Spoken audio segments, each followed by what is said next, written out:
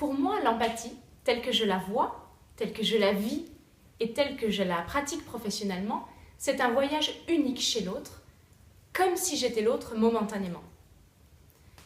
Je vais prendre une image qui, j'espère, vous parlera. En tout cas, moi, elle me parle.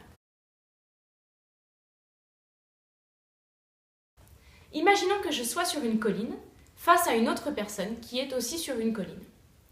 De mon point de vue, je vois cette personne ainsi que tout le paysage qu'il y a derrière elle. Et elle, de son point de vue, elle me voit moi, ainsi que tout le paysage qu'il y a derrière moi. Et nous ne voyons pas la même chose.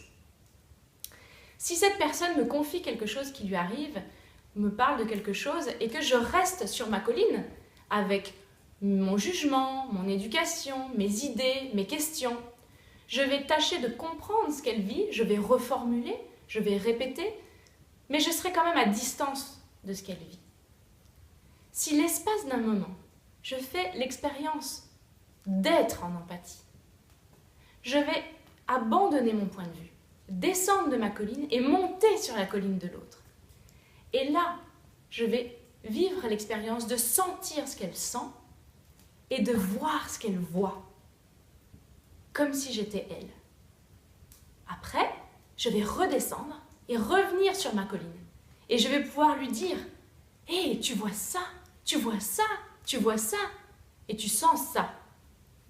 C'est ça ?» Et je vais vérifier. Et là, elle me dira « oui » ou elle ajustera. En tout cas, je serai au plus près de ce qu'elle vit.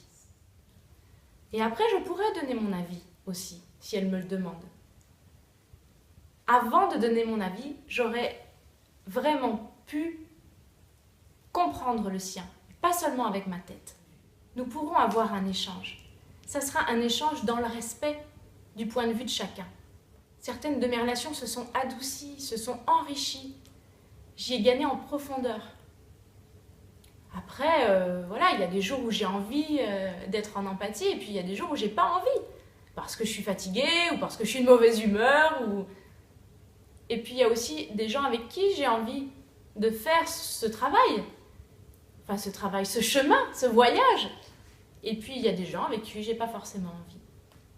Et ça, je l'accepte. Ça me demande de l'entraînement. Mais ce qui est intéressant dans la méthode RE qui m'a apporté tout ça, c'est que c'est un travail pas à pas, un travail accompagné.